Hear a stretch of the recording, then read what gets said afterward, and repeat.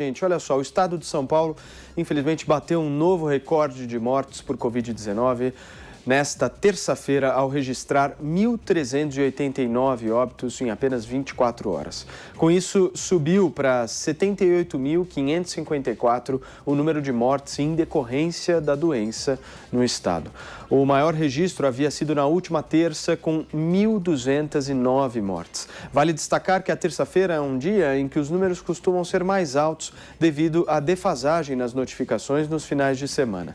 Também foram registrados mais 22.794 novos casos de Covid-19 no estado no último dia. Ao todo, São Paulo já confirmou 2.554.841 diagnósticos da doença. O estado apresentou queda de 4,9% nas internações por Covid. No momento, São Paulo tem 29.510 pessoas internadas pela doença. No dia 2 de abril, o total era de 30.976.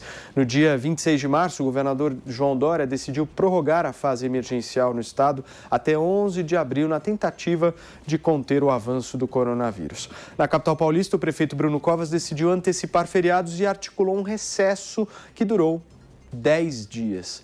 No entanto, como destacamos aqui ontem, inclusive no programa, a medida teve pouco efeito no índice de isolamento social, que ficou em 44,7% em média durante a Páscoa. Vale também, vou pedir para a nossa produção aqui, em busca das pessoas que foram curadas pela Covid-19. Afinal de contas, a gente também tem que falar de coisas boas, não apenas dos infectados, dos mortos. Vou começar por você, Constantino.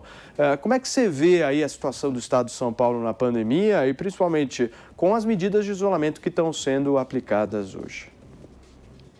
Paulo, é uma notícia muito ruim, né? Muito triste isso, né? Essa quantidade enorme de óbitos. E eu não acho que isso deveria ser tão politizado como vem sendo, né? O governador, sem dúvida, não tem lugar de fala para posar de o homem da ciência, humanitário e tudo mais, né?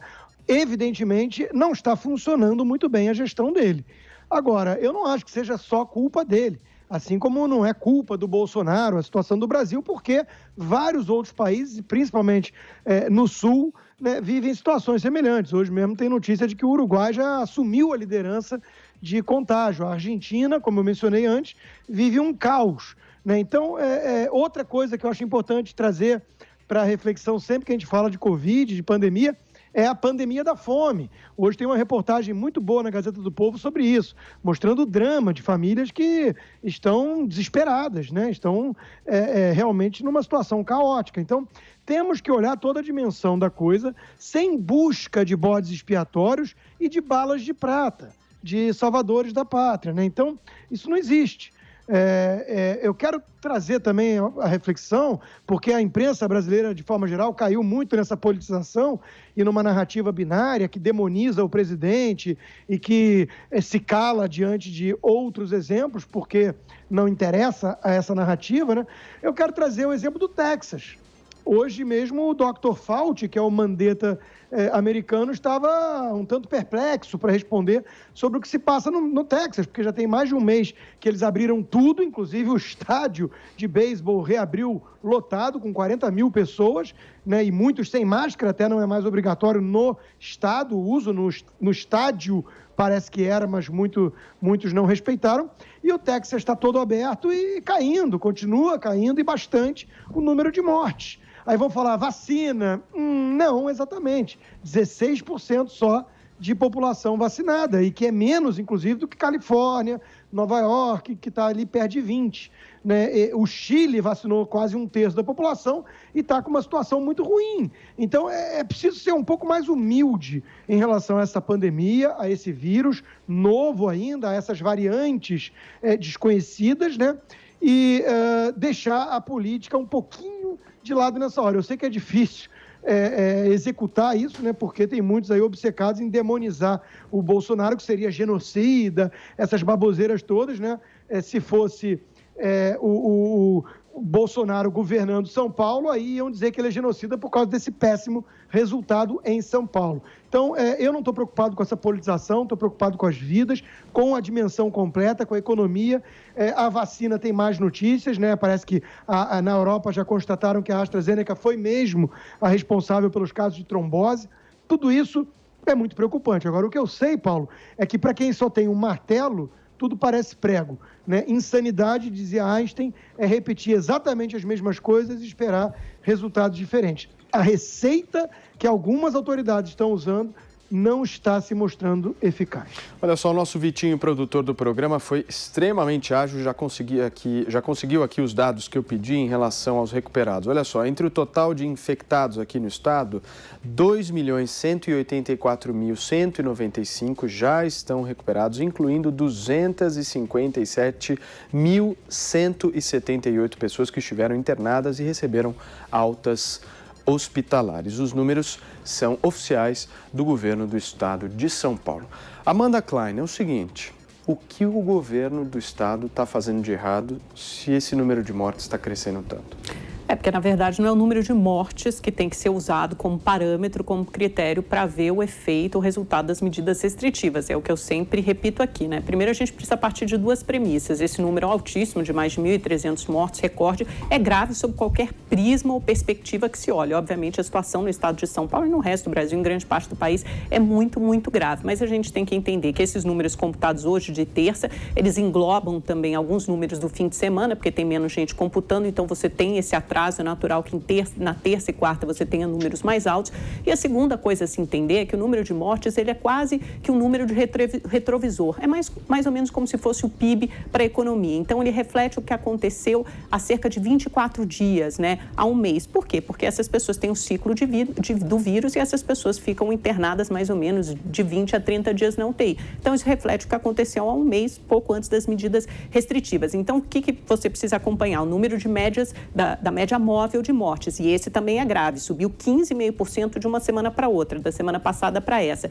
Segundo o Centro de Contingência de São Paulo, alguns técnicos que eu conversei hoje, eles disseram que se nós atingimos o pico de internações alguns dias, isso quer dizer que a gente vai atingir o pico de mortes mais ou menos daqui a 2 semanas, então a gente ainda vai ver esse número de mortes aumentar. Qual é a parte um pouco melhor, né? Porque não é boa, mas é um pouco melhor. Os casos caíram 2,4% da semana passada para cá e as internações 5,4%. Então, a gente conseguiu estabilizar em mais ou menos 13 mil pessoas internadas, o que ainda é muito grave, porque na comparação com julho do ano passado, que foi o pico da primeira onda, é mais que o dobro, né? Naquela altura do campeonato, tinham 6.250 internados. Ou seja, é grave de qualquer lado que se olhe, mas o lockdown é a única forma de diminuir um pouco essa transmissão comunitária. Nenhuma autoridade, nenhum país do mundo, aqui na Europa, nos Estados Unidos, ninguém dá conta de abrir leitos na velocidade suficiente para atender esses novos doentes. Então, o que é preciso fazer? Reduzir o contato, implementar medidas restritivas de distanciamento social para que você freie a transmissão comunitária do vírus. Marcos Souza, qual a sua opinião?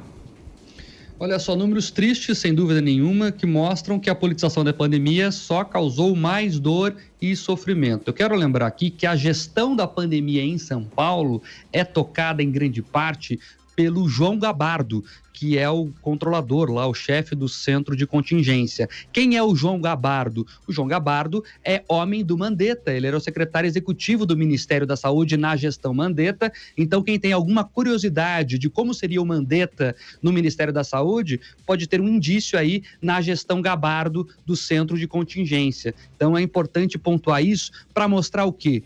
Para mostrar que o problema é real, obviamente, tem gente morrendo, gente ficando doente, e que não adianta procurar esse ou aquele culpado, nem o Bolsonaro é genocida e muito menos o Gabardo ou o Dória ou qualquer coisa que o valha. O que eu quero dizer aqui é o seguinte, não adianta fazer gestão marqueteira de pai da vacina, de pai da ciência, porque os fatos se impõem.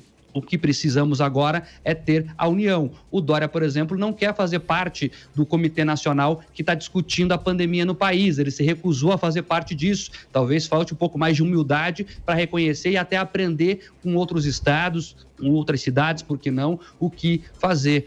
Infelizmente, o fecha tudo, que é a única política adotada pelo governo de São Paulo, não funcionou. A Amanda tentou passar um pano ali no Dória, tentou fazer uma confusão com os números, mas vamos lá. A verdade, Amanda, é que São Paulo está fechado há mais de um mês, há quase um mês, nas medidas mais restritivas. E os números, por exemplo, de ocupação de UTIs já teriam que ter caído pela lógica da janela do vírus, que é de 2 a 3 semanas. 2 semanas a Covid normal e 3 semanas a nova cepa, é o que falam os infectologistas. Então, nós já estamos com 3 semanas de medidas muito restritivas em São Paulo e não cedeu a ocupação de UTIs. Estamos acima dos 90%. Então, a medida não foi eficaz, não pelo menos o que se esperava. Esse número recorde de mortes veio logo após o tal feriadão estendido, que foi muito criticado, inclusive, pelos próprios prefeitos do litoral paulista. Então, ou seja, parece que faltou uma coordenação estadual de convencer o Bruno Covas, que é do partido do governador, a não fazer o feriadão da forma que foi feito. Então,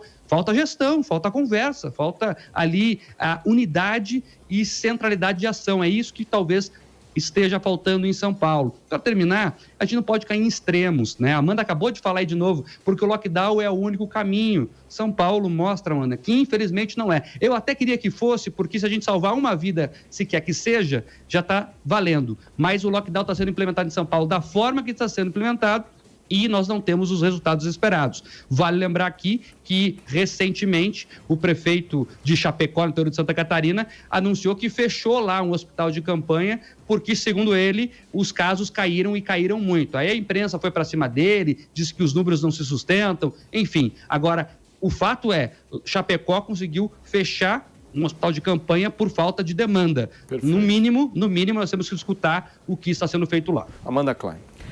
Olha, Marca, eu não estou passando pano para ninguém, aliás, eu sou a única aqui que está trazendo números. Então, para te dar mais alguns, os novos pacientes em UTI em São Paulo caíram 51% na semana passada e 90% Quanto está a taxa nesse. de ocupação de UTI, Amanda? Vamos lá. A taxa de ocupação está mais de 90%. O que eu estou tentando te mostrar... Então, você não venha falar que eu não trouxe números aqui. Você não é a dona dos números aqui, Amanda. Eu não sou dona de nada, eu só fui atrás dos números. Eu estou tentando esmiuçar e detalhar para dar um diagnóstico mais completo. O que eu estou mostrando é que os números de internações ainda não caíram, mas eles estão subindo menos, que é o resultado esperado de um lockdown.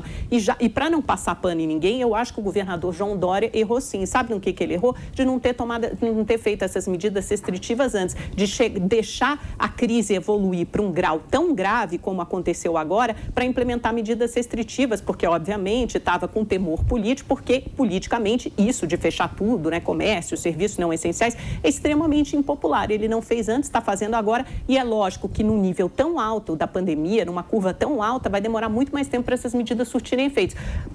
O caso de Portugal, que reabriu ontem, cafés, restaurantes, bares, as pessoas saíram ao ar livre para começar a curtir um pouco dessa primavera europeia, ficou 80 dias fechado para ter números muito menores de casos e mortes para conseguir reduzir. A mesma coisa o Reino Unido. Então, não tem solução fácil, não tem panaceia sob qualquer prisma que se olhe. É muito difícil, a solução é difícil. Então, não é questão de politizar ou não a pandemia. O lockdown é a única solução encontrada no mundo inteiro. O prefeito de Chapecó, a gente entrevistou ele hoje mais cedo, o Constantino também participou. Quase 100% das UTIs, tanto públicas quanto privadas, estão lotadas. Ele implementou medidas de distanciamento, de restrições, sim, e você consegue ver nos gráficos a redução de mobilidade social. Então, ele não conseguiu isso com coquetel para piolho e parasita, não. Ele conseguiu isso com medidas restritivas. Foi isso que aconteceu em Chapecó. Constantino, bem curto, por favor. Não foi isso que aconteceu em Chapecó. Recomendo que vejam a entrevista, inclusive, na qual o prefeito rebateu essa argumentação